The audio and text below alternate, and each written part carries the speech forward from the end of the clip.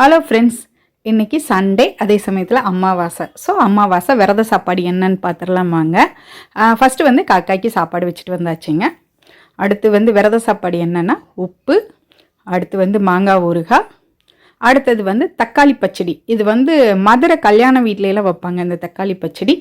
அடுத்தது வந்து வாழைக்காய் வறுவல், அடுத்தது அவரைக்காய் பொரியல், மோர் மிளகா, சுட சுட சோறு, அடுத்தது பூசணிக்காய் போட்டு சாம்பார், அடுத்தது பருப்பு ரசம்,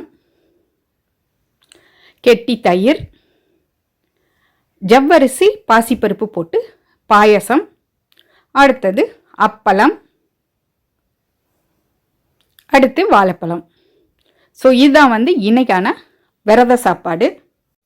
ஓகே ஃப்ரெண்ட்ஸ், அடுத்த வீடியோவில் வந்து வாங்கின வெடி வந்து அன்பாக்ஸ் பண்ணியாச்சு. ஸோ அந்த வீடியோ பார்க்கலாம்.